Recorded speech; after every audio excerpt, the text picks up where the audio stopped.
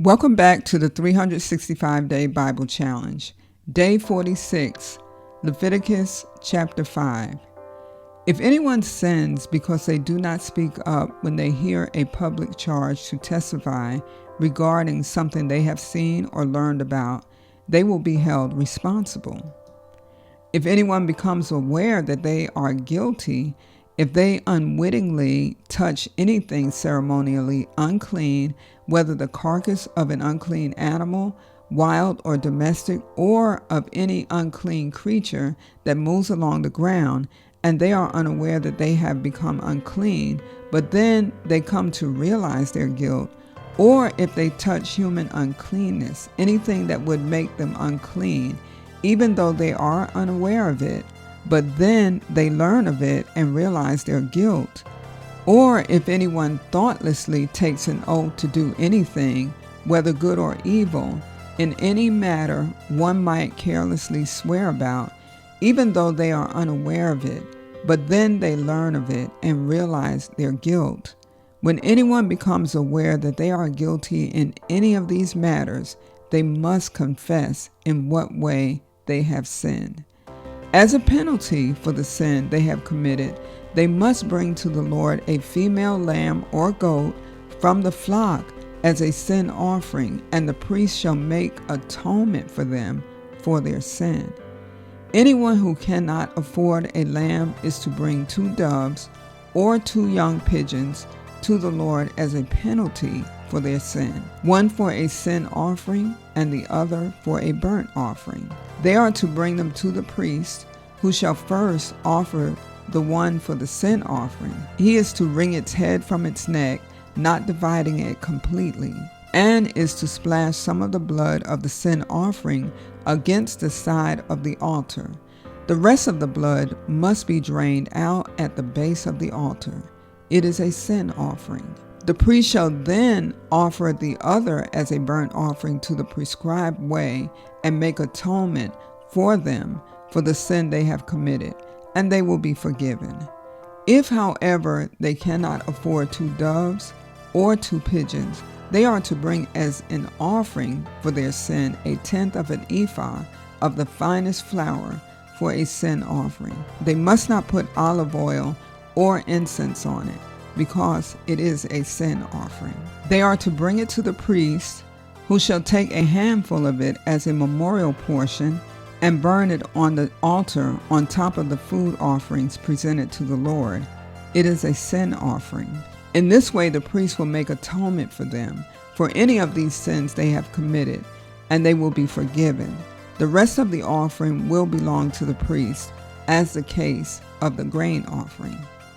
The Lord said to Moses, "When anyone is unfaithful to the Lord by sinning unintentionally in regard to any of the Lord's holy things, they are to bring to the Lord as a penalty a ram from the flock, one without defect and of the proper value in silver, according to the sanctuary shekel. It is a guilt offering. They must make restitution for what they have failed to do in regard to the holy things, pay an additional penalty of 1/5 of its value, and give it all to the priest. The priest will make atonement for them with the ram as a guilt offering, and they will be forgiven. If anyone sins and does what is forbidden in any of the Lord's commands, even though they do not know it, they are guilty and will be held responsible. They are to bring to the priest as a guilt offering a ram from the flock, one without defect and of the proper value. In this way, the priest will make atonement for them for the wrong they have committed unintentionally, and they will be forgiven. It is a guilt offering. They have been guilty of wrongdoing against the Lord." Leviticus chapter 6. The Lord said to Moses, "If anyone sins and is unfaithful to the Lord by deceiving a neighbor about something entrusted to them or left in their care, or about something stolen, or if they cheat their neighbor, or if they find lost property and lie about it, or if they swear falsely about any such sin that people may commit, when they sin in any of these ways and realize their guilt, they must return what they have stolen or taken by extortion, or what was entrusted to them, or the lost property they found, or whatever it was they swore falsely about. They must make restitution in full, add a fifth of the value to it, and give it all to the owner on the day they present their guilt offering. And as a penalty, they must bring to the priest, that is, to the Lord, their guilt offering, a ram from the flock, one without defect and of proper value.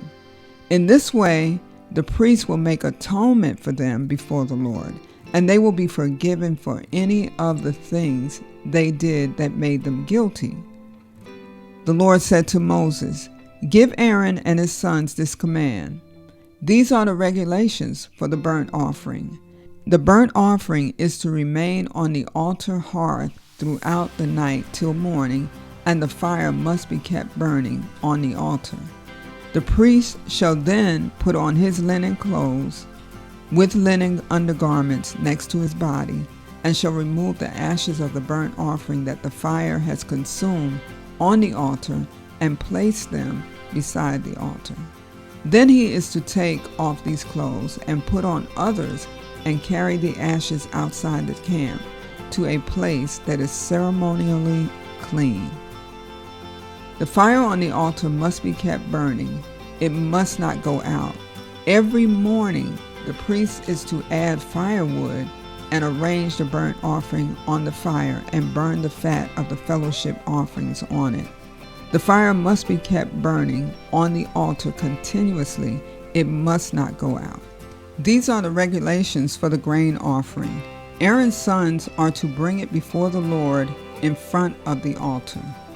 The priest is to take a handful of the finest flour and some olive oil, together with all the incense on the grain offering, and burn the memorial portion on the altar as an aroma pleasing to the Lord.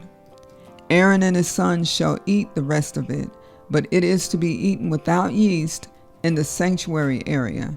They are to eat it in the courtyard of the tent of meeting. It must not be baked with yeast. I have given it as their share of the food offerings presented to me. Like the sin offering and the guilt offering, it is most holy. Any male descendant of Aaron may eat it.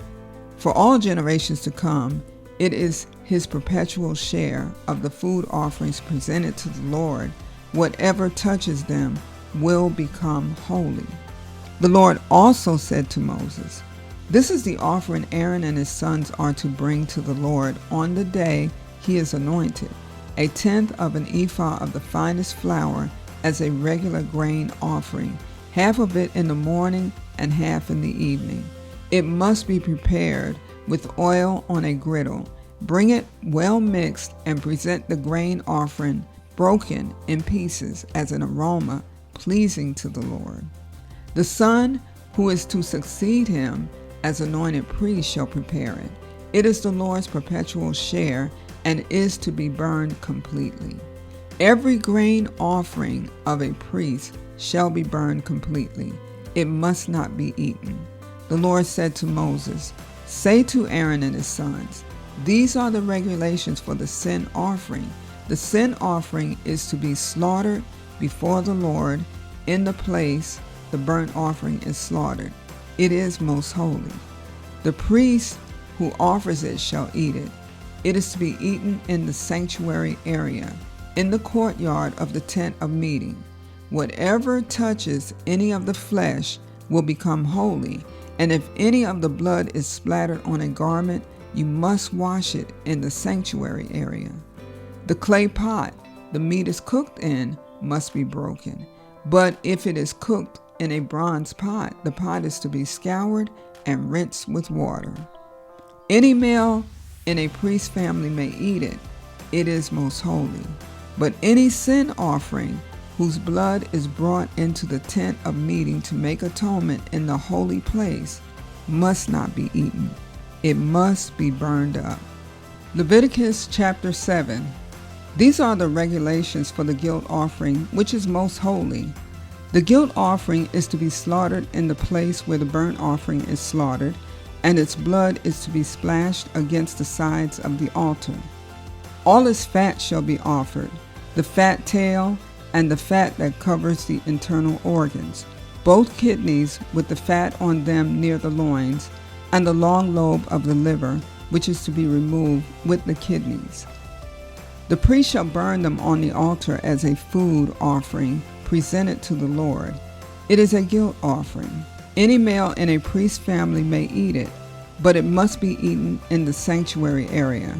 It is most holy. The same law applies to both the sin offering and the guilt offering. They belong to the priest who makes atonement with them. The priest who offers a burnt offering for anyone may keep its hide for himself. Every grain offering baked in an oven or cooked in a pan or on a griddle belongs to the priest who offers it. And every grain offering, whether mixed with olive oil or dry, belongs equally to all the sons of Aaron.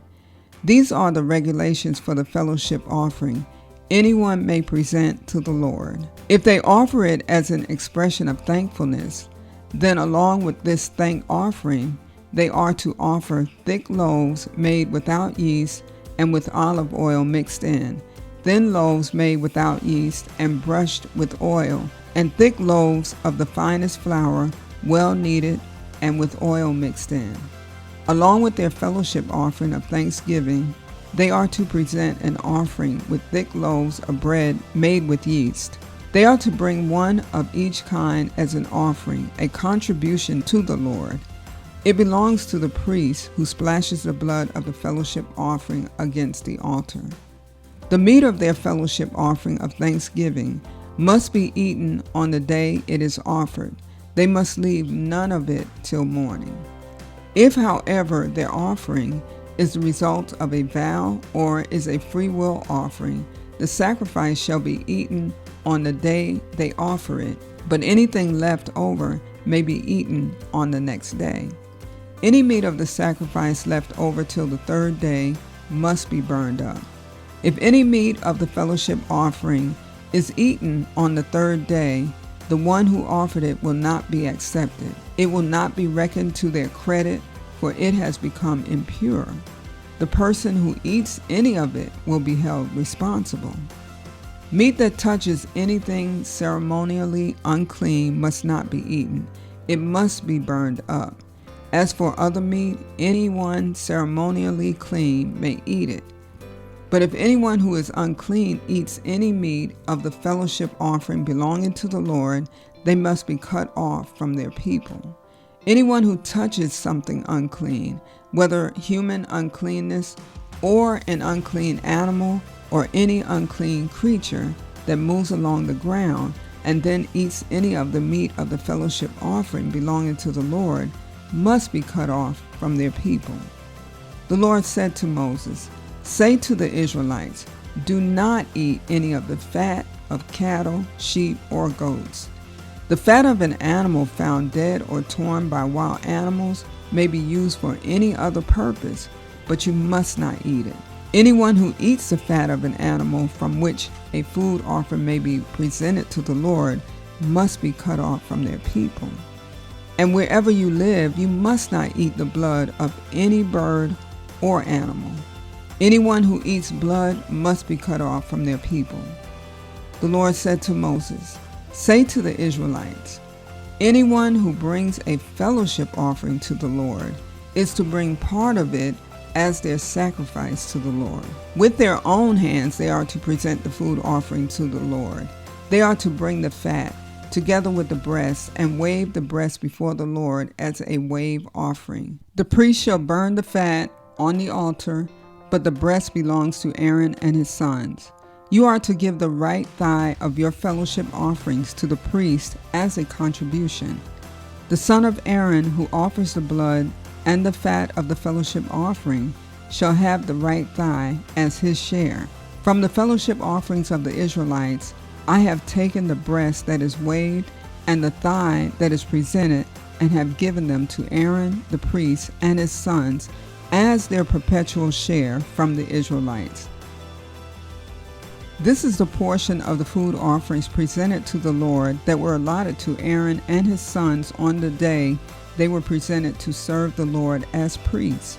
On the day they were anointed, the Lord commanded that the Israelites give this to them as their perpetual share for the generations to come. These then are the regulations for the burnt offering, the grain offering, the sin offering, the guilt offering, the ordination offering, and the fellowship offering, which the Lord gave Moses at Mount Sinai in the desert of Sinai on the day he commanded the Israelites to bring their offerings to the Lord.